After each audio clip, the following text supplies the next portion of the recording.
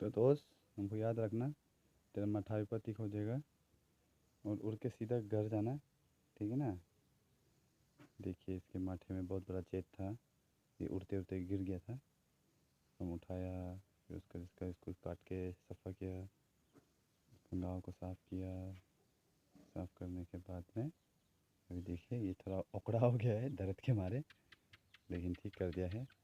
और ऊपर से क्रीम लगाकर, एंटीबायोटिक क्रीम लगाकर, डेटोल से धुलाकर अभी ऊपर चंगा है। ये बहुत चुटकू सा है मेरा हाथ में, देखिए इतना ही है, बहुत छोटा है, ज़्यादा बड़ा नहीं है ये जानवर।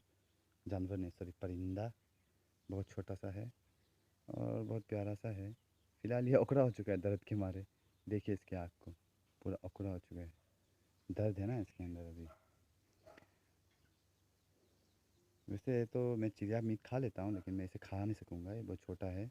और साथ में इसका दर्द देख के मुझे अच्छा नहीं लगा, लगता है किसी ने इसे मारा है यहाँ से, तो इसके कारण ये उड़ नहीं पा रहा था। तो जैसे कि आप लोग देख रहे हैं, अभी मैं इसे छोड़ने वाला हूँ और ये मुझे लगता है ये उड़ नहीं पाएगा, लेकिन मैं इसे छोड़ के देखूँगा। इसे यहाँ पे रख दूँगा, यहाँ पे आराम से। और हाँ, मुझे लगता है ये उड़ पाएगा, क्योंकि ये बहुत तेज़ी है इसके अंदर।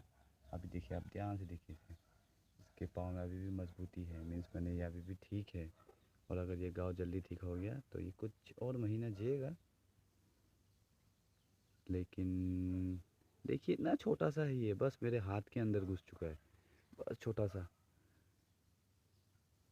और जैसा कि हम देख रहे हैं, लगता है ये बहुत ज़ोर से गिरा था, इसके पूरे पंख भी मुड़ गए हैं दोनों तरफ से।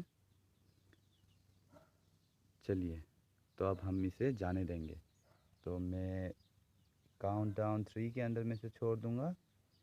3, 2, 1। अब देखिए ये भाग रहा है और ये उड़ गया है, वो वहाँ जाके बैठ गया।